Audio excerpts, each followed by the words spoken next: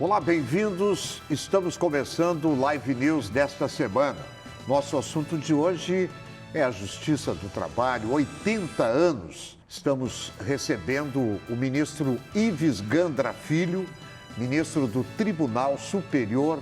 Ministro Ives Gandra, que é filho de um dos maiores juristas que esse país tem, que também nos deu o prazer de uma entrevista aqui junto com o Modesto Carvalhosa, né? Carvalhosa, que foi o doutor Ives Gandra. É verdade, grandes presenças no Live News. Ives Gandra, seja bem-vindo, prazer muito grande. Muito obrigado, Milton, pelo convite, fico muito honrado. Nosso deputado também, Aras, queria agradecer aí a participação. Estamos à disposição aqui para falar um pouquinho da nossa Justiça do Trabalho quando ela completa 80 anos de existência.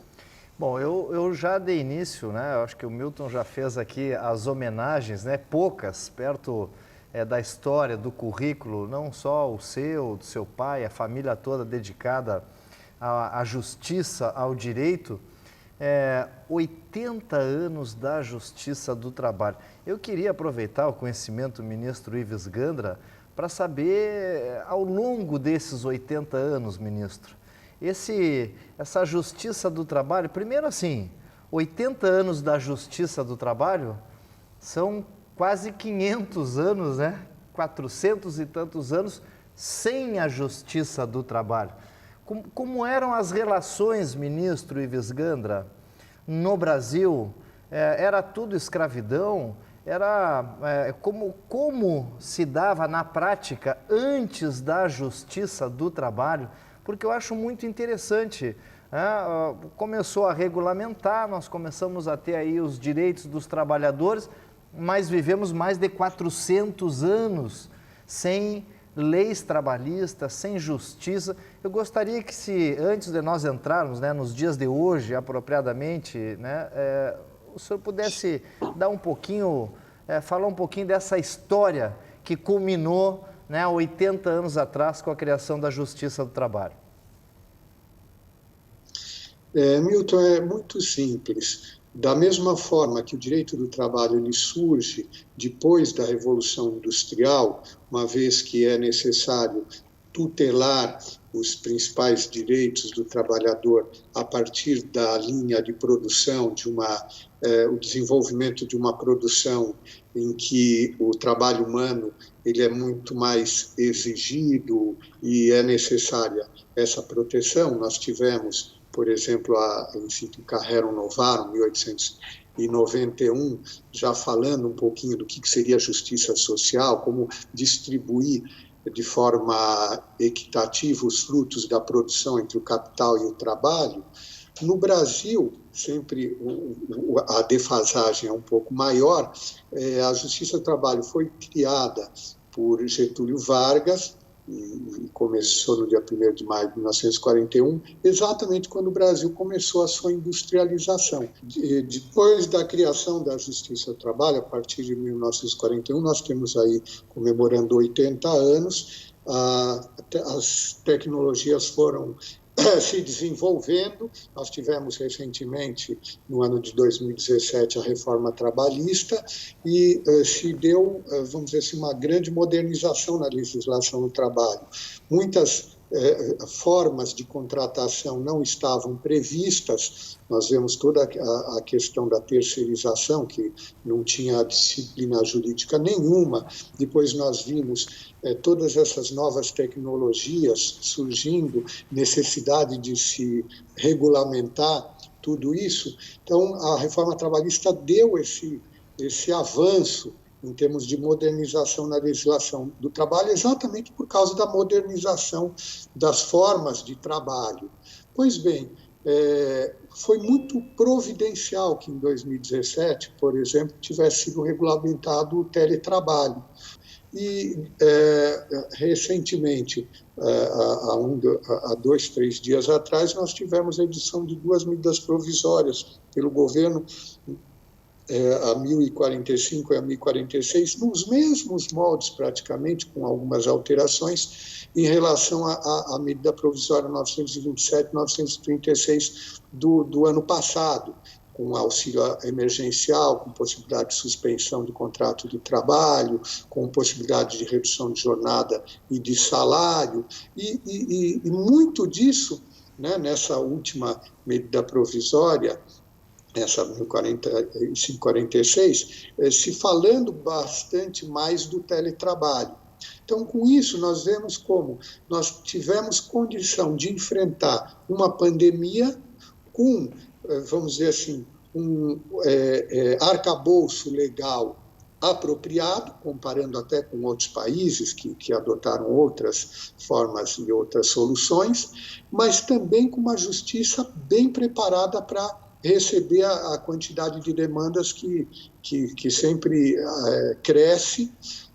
Nós estamos hoje trabalhando também virtualmente. Nós conseguimos fazer audiências, conseguimos fazer julgamentos, todos eles de forma telepresencial. Então, não paramos, a justiça não parou e está enfrentando os desafios como toda a sociedade. Nós vivenciamos muito na reforma trabalhista uma pressão muito grande em cima dos deputados para que não fosse feita aquela reforma trabalhista. Eu lembro que a própria Justiça do Trabalho, alguns setores da Justiça do Trabalho faziam, né, manifestações muito fortes para que não fosse a reforma trabalhista aprovada do jeito que foi. Então, naquele momento, parecia até um enfraquecimento da Justiça do Trabalho. Mas, nos tempos atuais, passando por uma pandemia, eu compreendi pela sua fala que realmente houve um avanço e, graças a isso, nós não tivemos aí muitas demissões, a quebradeira na pandemia não foi maior. Eu entendi isso ou eu gostaria que o senhor pudesse nos esclarecer sobre essa... Então, no momento em que, através da reforma trabalhista, por exemplo, se regulamentaram novas formas de contrato, e um desses tipos de contrato que foi regulamentado foi o trabalho intermitente. Sim. Ou seja, muita gente não era formalmente contratada porque ia prestar serviço num dia, depois na outra semana 2 dias apenas. Sim. O engajamento não era um engajamento permanente. Então, se regulamentou o trabalho de forma intermitente e isso fez com que as empresas passassem a contratar muito mais gente. Então, é uma fórmula que trouxe para dentro da contratação formal muita gente que antes não tinha contrato. Às vezes comentam que esse trabalho intermitente não seria uma forma razoável de contratação, porque o trabalhador seria muitas vezes pouco engajado. As estatísticas a que eu tive acesso no final do ano passado deu uma média bem superior a 22, 23 horas por semana de contratação intermitente. Ou seja, foi uma fórmula muito positiva. Depois, em relação a essas medidas provisórias, duas situações assim que acabaram ajudando muito a preservar empregos e também preservar as empresas, as próprias empresas. Foi exatamente permitir suspensão do contrato de trabalho com um aporte do governo em termos de auxílio emergencial, que é o que está sendo feito agora, por mais 4 meses. Um benefício emergencial para aqueles trabalhadores que vão ter os seus contratos suspensos e, ao mesmo tempo, um aporte da empresa, também 30% do que o trabalhador recebia. E a redução da jornada e do salário, proporcionalmente, também é outra solução para, por um lado, preservar a empresa e, por outro lado, manter os empregos. Então, todas essas soluções têm sido, por um lado, ótimas iniciativas do Poder Executivo e tiveram o respaldo do Judiciário, tanto o Judiciário Trabalhista como da própria Suprema Corte. Uma das questões que se discutiu no ano passado foi, por exemplo, se era possível um acordo individual para se fazer essa redução de jornada e se fazer essa suspensão do contrato. Sim. E o Supremo disse que era possível. Exatamente por quê? Porque em tempo de pandemia é muito difícil se fazer, é quase impossível se fazer Assembleia Geral com aglomerações. Então era difícil os sindicatos terem a autorização dos empregados e a própria negociação estava mais dificultada. Então, teria que ser uma coisa mais individual. Portanto, houve, nesse momento de pandemia, uma atuação tanto do Poder Executivo quanto do Legislativo, que referendou as medidas provisórias, a 936 se transformou na Lei 14.020, e recentemente, como a pandemia continua, e de forma assim, mais... se acirraram, né, até as cepas de vírus, então há necessidade, de novo, em alguns casos de lockout ou de home office, e de suspeição do contrato de trabalho, redução de jornada, tudo isso fez com que o governo editasse de forma aperfeiçoada essas medidas provisórias. Então, me parece que vão possivelmente receber o mesmo tratamento do ano passado. O ministro Ives Gandra é um dos homens mais preparados hoje, qualificados que nós temos no Brasil. O presidente da República está aí com a história do André Mendonça, né, para a vaga no lugar do Marco Aurélio Mello, mas eu torço muito, estou em campanha, torço muito para que o ministro Ives Gandra, do Tribunal Superior do Trabalho, ocupe uma vaga no Supremo Tribunal, assim como o desembargador Thompson Flores, do Tribunal Federal da 4ª Região, também.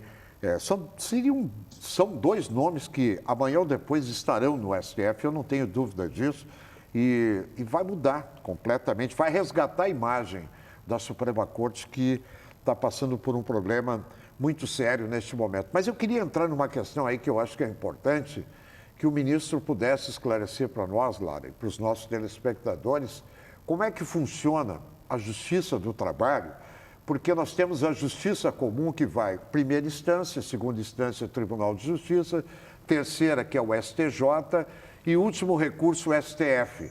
A Justiça do Trabalho, para quem não conhece, como é que ela funciona?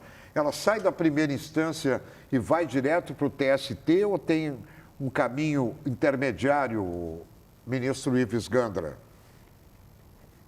Para ter uma ideia um pouquinho da dimensão da Justiça do Trabalho, hoje nós temos no Brasil 24 tribunais regionais do trabalho, praticamente um por estado. Nós temos um total de mais de 1.500 varas do trabalho distribuídas por todo o Brasil e temos quase 4.000 juízes do trabalho, 500 desembargadores do trabalho, que são a segunda instância, e o TST é composto por 27 ministros. Nesse momento em que nós estamos celebrando 80 anos da Justiça do Trabalho, hoje, o dia 1º de maio, um dia de alegria e também de tristeza, porque nós perdemos nesta semana um dos nossos ministros, o ministro Valmir Oliveira da Costa, um dos mais competentes, um dos mais ativos, de Covid. Exatamente nesse período de pandemia, nós perdemos esse queridíssimo colega, ministro Valmir Oliveira da Costa.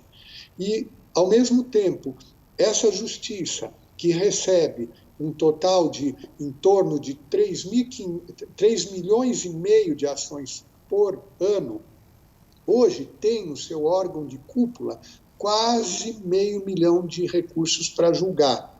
Então, nós somos, por um lado, uma das justiças mais céleres, um dos ramos do judiciário mais céleres, mais rápidos, mas, ao mesmo tempo, a demanda é muito grande.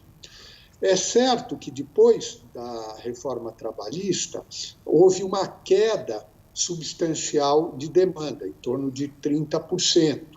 Por quê? Porque antes o trabalhador, quando entrava com a ação, se ele perdesse, não teria que pagar honorários advocatícios para a parte contrária, para a empresa contra a qual ele demandava. Isso fazia com que o número de ações fosse muito maior e muitas vezes se pedia coisas que não se... direitos que na verdade nem existiam, mas eram pretensões. Eu gostaria de receber isso ou aquilo a mais da empresa da qual eu fui dispensado, e que, com a responsabilização do processo do trabalho, eu digo que o processo de trabalho, depois da reforma trabalhista, passou a ser um processo responsável.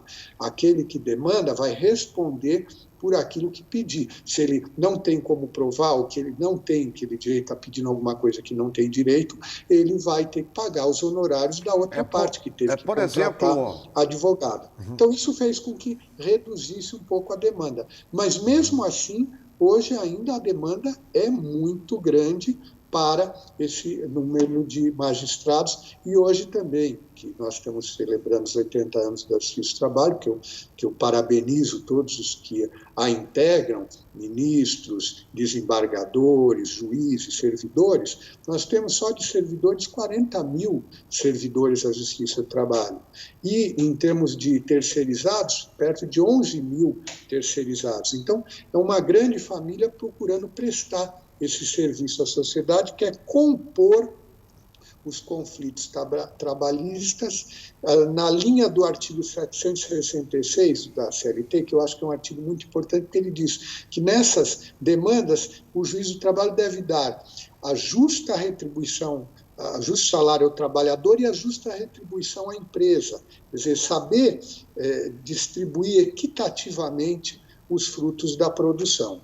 Uhum. É mais ou menos assim, didaticamente, só para concluir essa parte aqui, com o nosso telespectador que está nos acompanhando. Você que está ligando agora a TV Bandeirantes, muito obrigado aí pela audiência. Nós estamos recebendo o ministro do Tribunal Superior Eleitoral, o ministro Ives Gandra, nesse dia importante que é o Dia do Trabalhador, dia 1º de maio. Por exemplo, o Lara é empregador e eu sou o empregado. Se eu entrar com uma ação na justiça contra ele, né, e aí eu posso botar hora extra, não sei o quê, e a justiça verificou que eu estava cometendo uma fraude, não é o correto que eu estava fazendo. Eu acabo pagando o valor do que eu estava solicitando ao Lar, é mais ou menos isso? Não. Não? Você, a única coisa que terá que fazer é pagar os honorários do advogado da Aras. Mas, na verdade, por exemplo, quando eu lhe falei da celeridade da Justiça do Trabalho,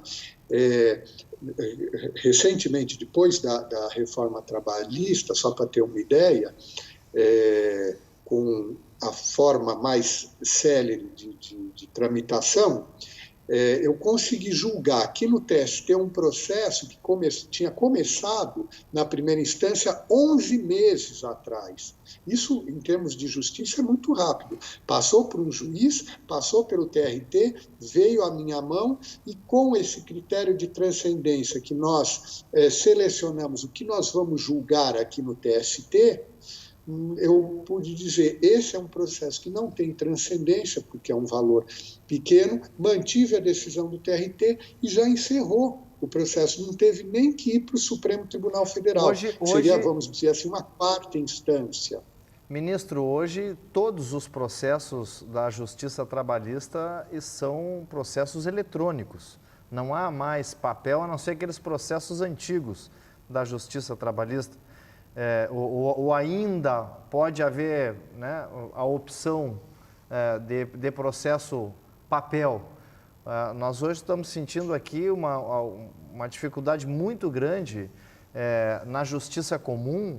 Aqueles processos que são físicos, estão eles praticamente todos parados porque está todo mundo em home office, então esse processo parou. O único tribunal que não tem isso, que está todo ele automatizado, todo, absolutamente ele todo, no sul do Brasil, é o TRF4, o Tribunal Regional Federal da 4ª Região. Ele é todo o sistema dele é eletrônico. Mas parece que também no TRT aqui também são todos os processos eletrônicos. Como é que está essa questão em termos de Brasil, ministro? Então, quando há uns 5, 6 anos atrás, o CNJ, até um pouquinho mais, o CNJ propôs que toda a justiça, todo o Poder Judiciário brasileiro aderisse ao PJE, o Processo Judicial Eletrônico, o único tribunal o único ramo do judiciário que comprou, vestiu a camisa, efetivamente foi a Justiça do Trabalho. Na época, presidia o TST o ministro João Oreste Dallazen. O que aconteceu? Aí foi, a todo modo, vamos entrar, mesmo que houvesse muita resistência, e era natural, porque cada tribunal tinha o seu sistema. Então, se passou a adotar o PJE. Eu lembro que, na minha gestão como presidente do TST, eu fui ao Pará para inaugurar o processo judicial eletrônico na última vara, quando se capilarizou totalmente o PJE.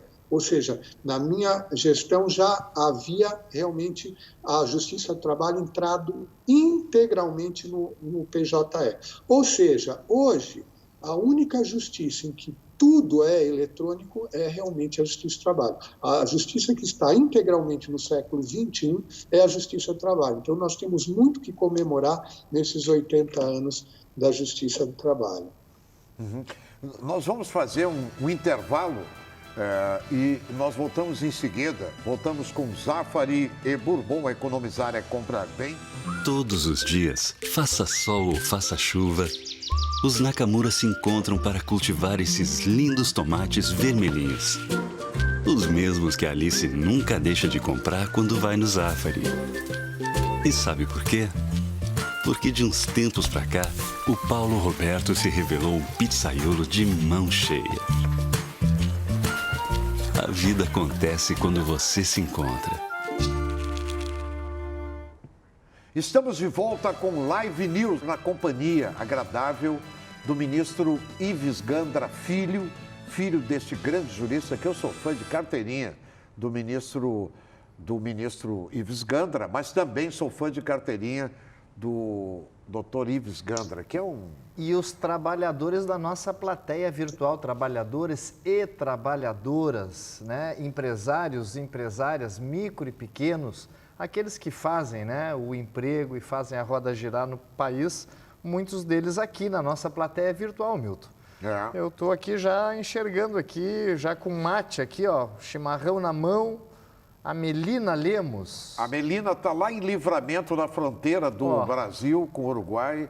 O Fernando Luiz, a Marlene, está nos acompanhando aí o Anderson de Guaíba, na cidade de Guaíba, a Jaqueline, a Vitória Langer, né? O Juliezer Martins, a Graça, pessoal aí conosco, aí, né? A turma toda aí nos acompanhando, o Márcio Vasconcelos, a Gessi Brum da Silva, muita gente aí nos acompanhando neste dia tão importante que é o Dia do Trabalho, com a companhia agradável do ministro Ives Gandra Filho.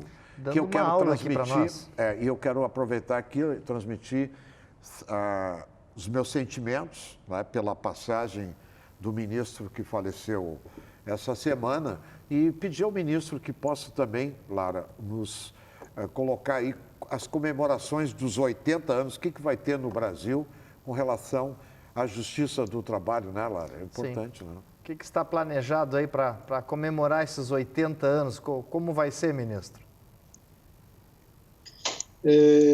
Milton, Aras, nós tínhamos programado, até eu tinha eu fui colocado pela nossa presidente, ministra Maria Cristina Peduzzi, me colocou como presidente do comitê organizador das comemorações dos 80 anos da Justiça do Trabalho. Tínhamos pensado em muitos eventos, especialmente no dia de hoje, 1º de maio, mas realmente a pandemia pegou a todos nós de surpresa, a continuidade do distanciamento, de se evitar eventos presenciais, mas nós ainda assim estamos planejando, primeiro, um livro que vai ser lançado dos 80 anos da Justiça do Trabalho, está sendo confeccionado pela editora Justiça e Cidadania. Ao mesmo tempo, nós vamos ter um evento telepresencial em agosto, com a ministra Cristina e com mais alguns convidados, uma mesa redonda para discutir um pouquinho sobre a justiça do trabalho, e temos a esperança de, superando esse período de pandemia, de isolamento, em novembro fazermos efetivamente um seminário internacional na sede do TST, se for possível, e junto comemorarmos aquilo que costumamos fazer no dia 11 de agosto, que é a data das comemorações da criação dos cursos jurídicos no Brasil, sempre fazemos a entrega na nossa Ordem do Mérito Judiciário do Trabalho, fazer a entrega das comendas junto com esse seminário.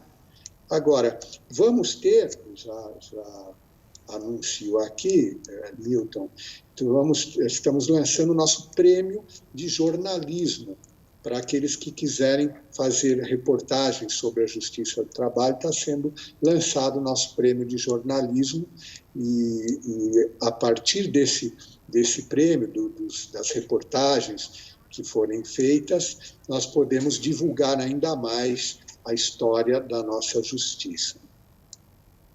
O Lara vai fazer com a Maria Cecília, que é produtora desse programa, uma história sobre os 80 anos, uma reportagem sobre antes dos 80 anos da Justiça do Trabalho. Eles vão pesquisar, vão vir desde os barcos lá do Pedro Álvares Cabral, e aí, de repente, vai dar um trabalho bacana aí, hein? Um prêmio de jornalismo bacana.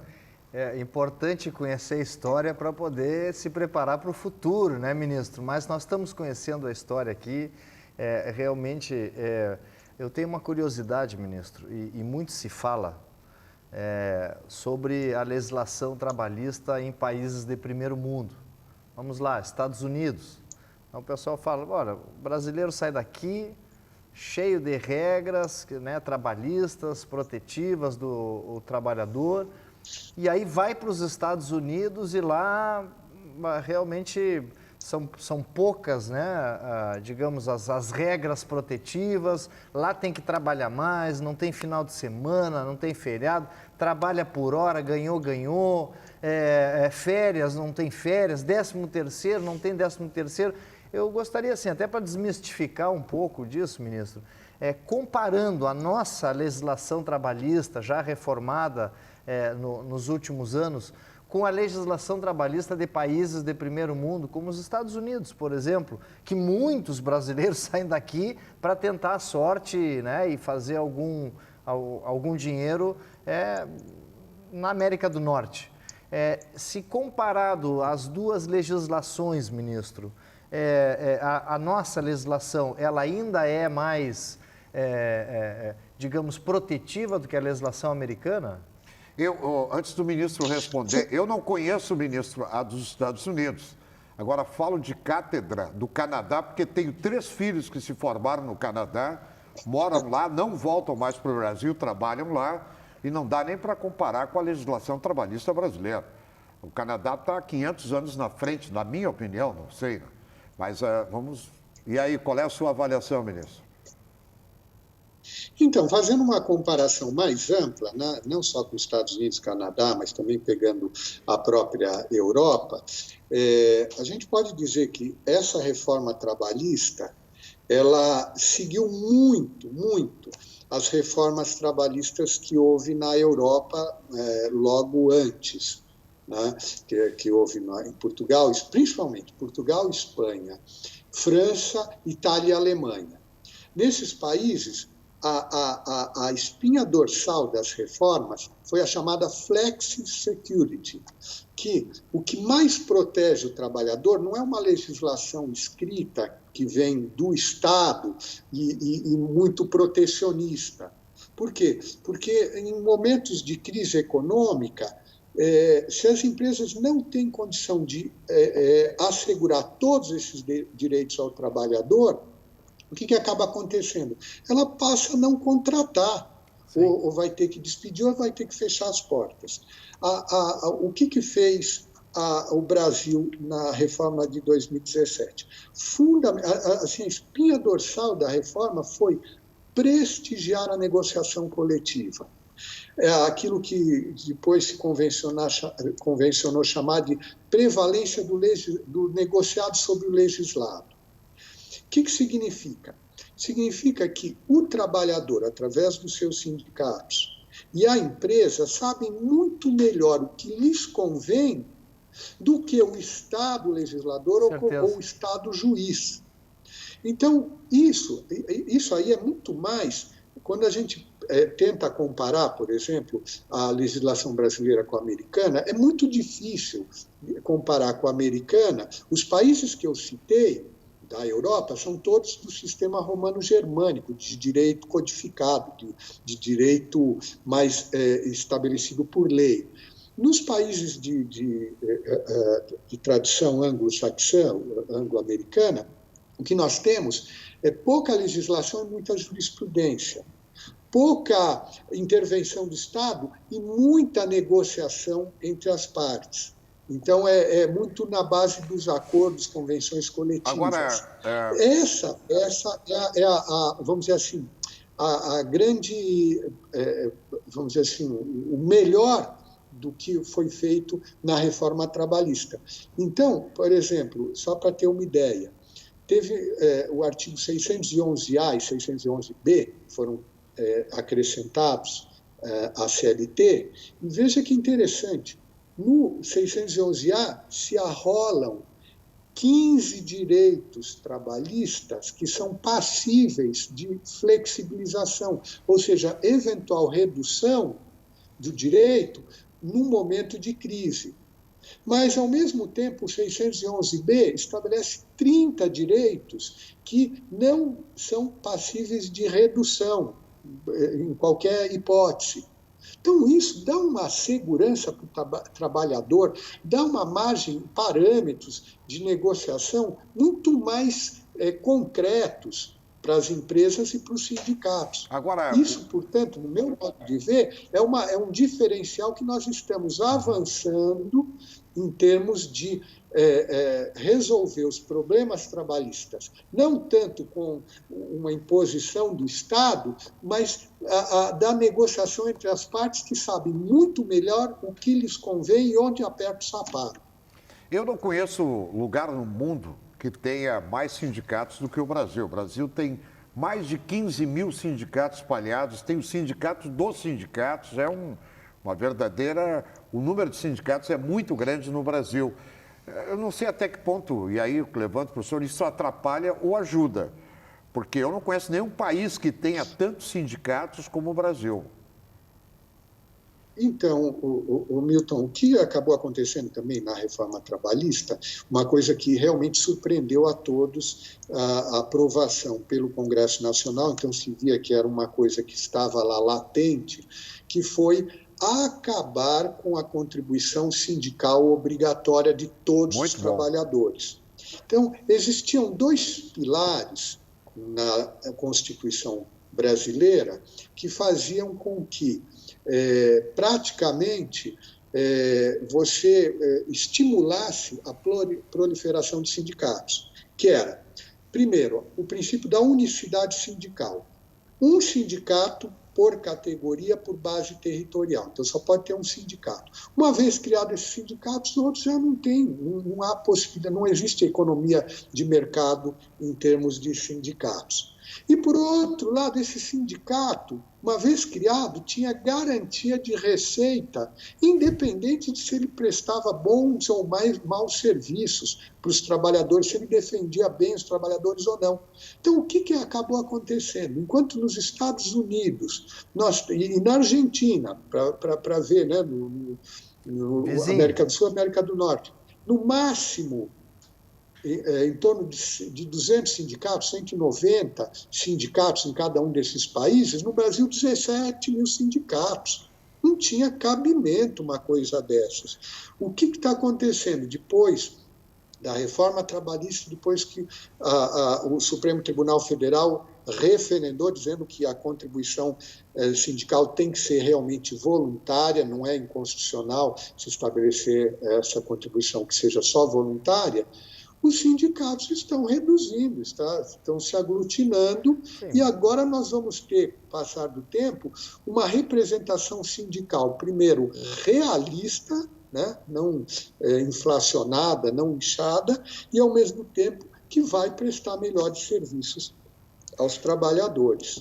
Sim, na verdade é isso, vai ficar o sindicato que realmente for importante, for necessário ao trabalhador. Mas eu vou aproveitar aqui, muita gente em casa, né, nesse momento, fazendo almoço, né, na manhã de sábado, eu vou fazer uma consulta aqui, se permite, ministro, que é no dia a dia das famílias.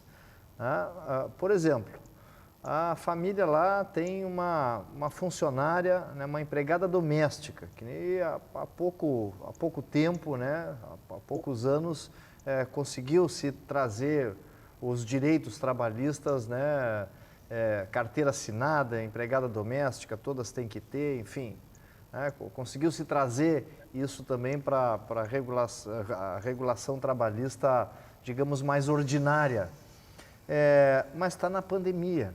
E as famílias aí estão, né, com dificuldade mas ela está lá, criou os filhos da família, está lá 20 anos dentro da casa, né, 20 e tantos anos dentro da casa, e a família não tem condições de manter em função da crise econômica.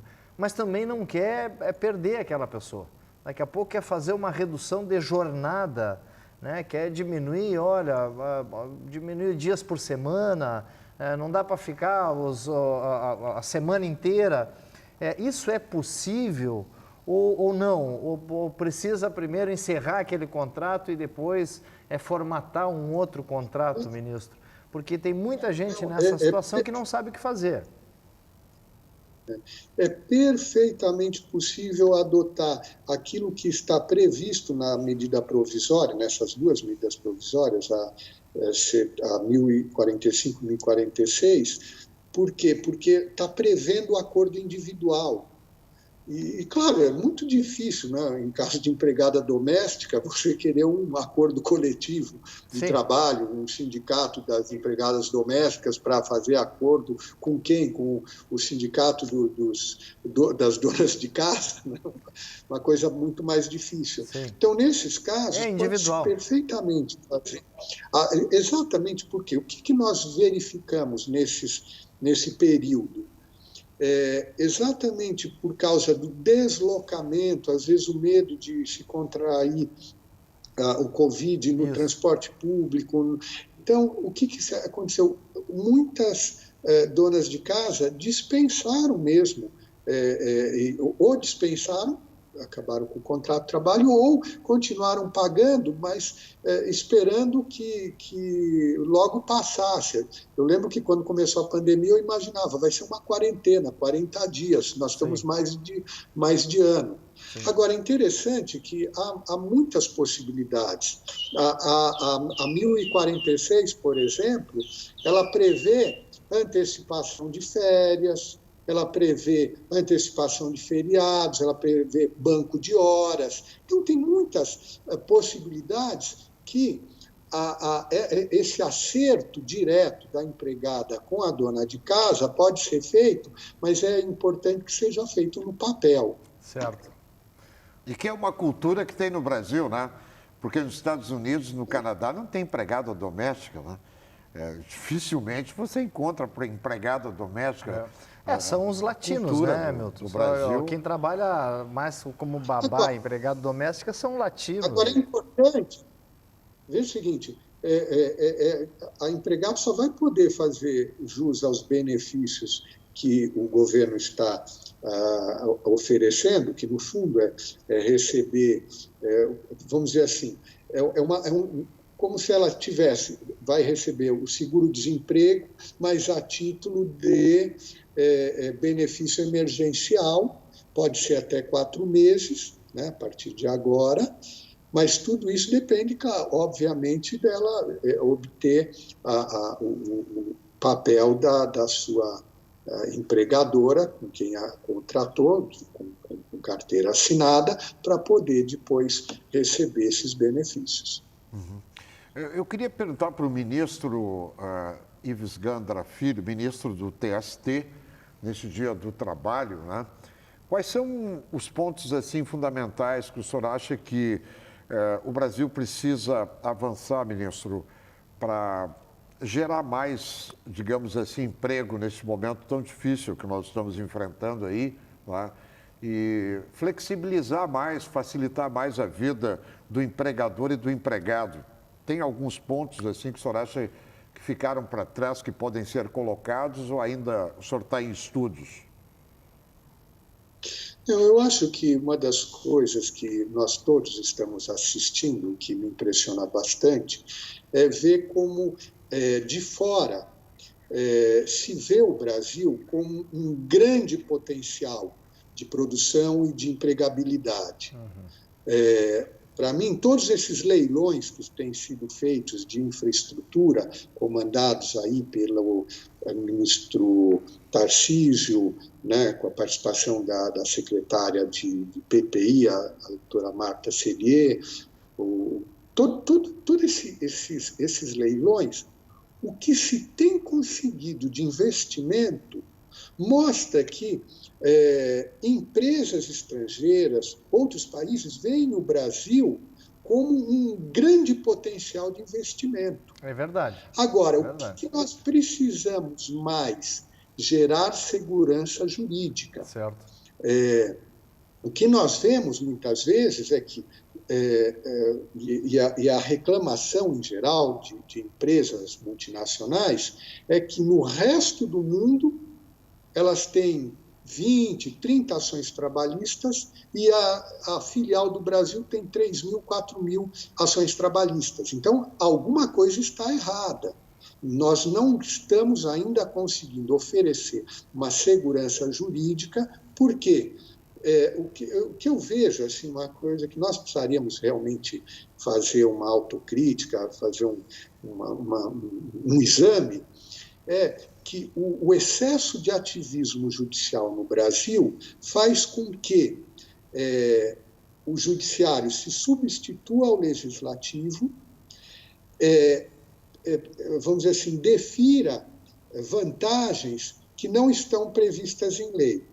Aí uma instância defere, a outra cassa, a outra defere de novo, a outra cassa. Então, essa insegurança jurídica é algo que nós realmente precisamos vencer. Nós precisamos viver mais essa limitação daquilo que é próprio do poder judiciário, que é interpretar a lei, aplicar a lei, não ser substituto do poder legislativo, dando guarida a pretensões que não têm base legal, que não têm base ou na Constituição ou nas leis. Nós não podemos extrair tantas, vamos dizer assim, tantas obrigações concretas de princípios gerais da Constituição. Olha, então, eu acho que se nós estamos falando de 80 anos da Justiça do Trabalho, se nós estamos falando de Poder Judiciário, acho que a grande contribuição que o Poder Judiciário pode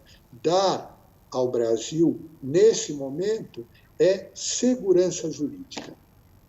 Olha, eu estou realmente muito surpreso positivamente. Eu já conhecia né, O ministro Ives Gandra? o Ives Gandra, mas assim, Fantástico. realmente é completamente diferente daquela visão que a gente tinha da Justiça do Trabalho. Eu, ao menos, estou falando por mim, ministro. Nós tínhamos uma visão da Justiça do Trabalho que era 99% direitos do trabalhador e 1%, vamos lá... Não, a bem da verdade, ela veio durante um período assim. Né? Mas o que nós estamos vendo, ministro Ives Gandra, nesse momento, 80 anos, assim, uma postura de quem está preocupado com os direitos do trabalhador, mas com os empregos. Porque não adianta o cara ter direito e não conseguir... E com o empresário também, né? Não, então, com os empregos, porque quem gera emprego, as empresas geram emprego. Então, assim, nós estamos num momento em que não basta só garantir direitos se não conseguir conquistar a vaga do emprego. Essa visão de que as empresas estrangeiras não investem mais no Brasil pela insegurança jurídica, olha, geralmente é uma visão que a gente tem de pessoas que são da advocacia. Né? Agora, ouvir o ministro falar nisso nos deixa muito satisfeitos, ministro, porque realmente é uma postura diferenciada. Quer dizer, não existe, né, colocar uma pilha de direitos e isso impedir que novas empresas se abram. Então, achar esse ponto de equilíbrio, eu acho que é o grande sinal dos 80 anos da Justiça do Trabalho. Não, e em cima disso, né, o ministro Ives Gandra Filho, ele é filho de um dos maiores juristas que construiu com Bernardo Cabral, com Afonso Arinos, com Ulisses Guimarães, né, com aqueles grandes nomes, a Constituição de 88. Mas só que tem um detalhe, né, ministro? Thomas Jefferson, o grande nome dos Estados Unidos, ele já dizia, essa carta, esse compromisso social, que é a Constituição com a sociedade, ela tem prazo de validade, né? Ela tem que ser renovada temporariamente, ela não foi feita para os mortos, Quer dizer, o que eu quero dizer com isso? Eu acho que também esse é o momento de rever essa Constituição que nós temos de 88, né? Olha, sabe que uma das coisas assim, que me impressiona muito é quando a gente olha para a Constituição, a nossa Constituição, desde 88 até hoje, nós passamos por tantas crises políticas e já passamos por 2 impeachments de presidente, na verdade, 2 afastados e 1 não. E nunca se rompeu, né, essa estabilidade institucional. Tudo foi sempre feito através das normas constitucionais. Por isso que, por mais que seja prolixa a nossa Constituição, analítica, por mais que tenha sido emendada tantas e tantas vezes, mais de 200 emendas, o que nós vemos? Ela tem dado essa segurança e estabilidade ao país. Então, o que eu diria, né, para um pouquinho um fecho, né, se já estamos chegando ao fim da entrevista, eu diria, Milton, aqui, né, estou gravando, né, estamos fazendo a entrevista a partir do meu gabinete e aqui fora, na frente do meu tribunal, eu vejo a bandeira do TST. E a bandeira do TST tem como dístico Opus Justitia Pax. A obra da justiça é a paz. É uma frase do profeta Isaías. Se nós procurarmos e conseguirmos estabelecer a justiça social, em geral, a justiça, quer dizer, se distribui, justiça é dar a cada um o que é seu. Se faz justiça distribuindo equitativamente os frutos da produção entre o trabalhador, o empregador, e mais amplamente, né, se as decisões do Poder Judiciário compõem adequadamente os conflitos sociais, o fruto disso é a paz social. Então, é isso que nós auguramos, não só nesses 80 anos da Justiça do Trabalho, mas que venham mais tantos anos, 80, 100, né, séculos, milênios, sempre que o homem, eu sempre penso nisso, enquanto houver homens na Terra, haverá trabalho. podemos ter os mais variados tipos de emprego, as mais variadas formas de contratação ou de trabalho humano.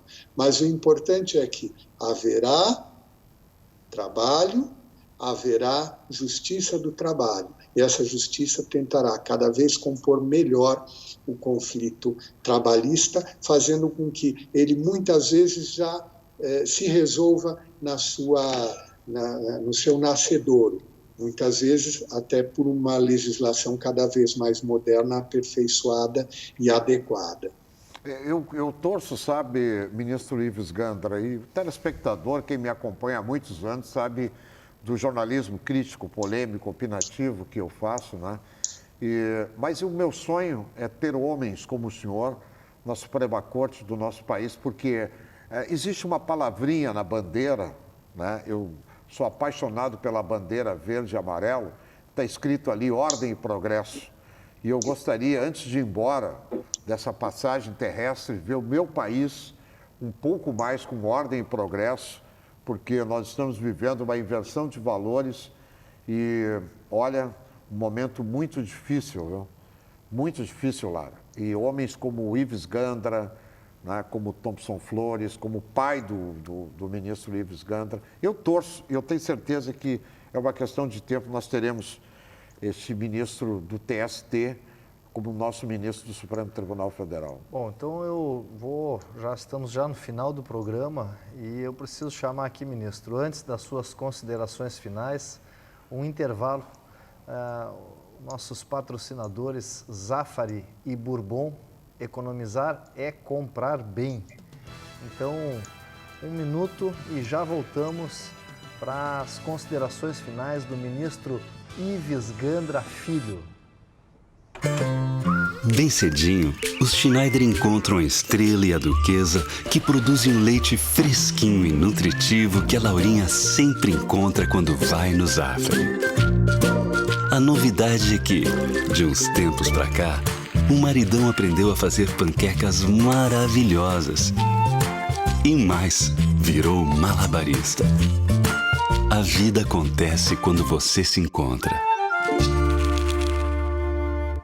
Ministro Ives Gandra Filho, ministro do Tribunal Superior do Trabalho, no final de semana que comemora o Dia do Trabalho, 1º de maio, e, obviamente, do trabalhador também. Ministro, daqui para frente, passaram-se 80 anos e nós conseguimos aí a modernização da legislação trabalhista. Quais os próximos passos? Para onde deve ir a legislação trabalhista brasileira?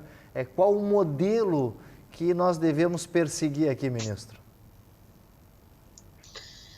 Olha, Aras, o que eu fui convidado até pelo Ministério da Economia a compor, já no final do ano de 2019, um grupo de altos estudos de direito do trabalho.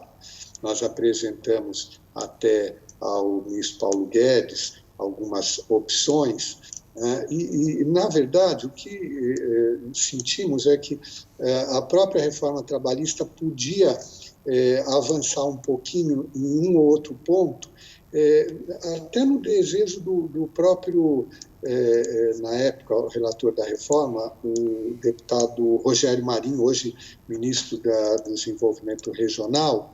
E o que eu vejo é que nós precisamos, cada vez, vamos dizer assim, a legislação está muito boa, mas nós precisamos afinar alguns pontos que dizem respeito exatamente à questão da modernização em termos de tecnologia. Então, vamos pegar todas essas novas tecnologias e regular um pouquinho melhor, né? Por exemplo, a questão do próprio teletrabalho, essa medida provisória 1045, 1046 foram muito positivas também, isso deram um passo à frente, e também essas formas, novas formas contratuais, que são, por exemplo, o trabalho intermitente, a questão da terceirização, e uma das questões que eu ainda acho que seria objeto aí de discussão é o trabalho através de plataformas digitais,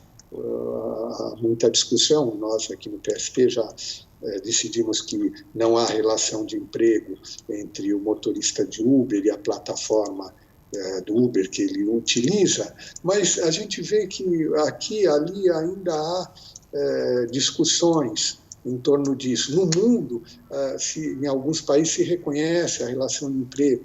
Então, no fundo, o que eu penso?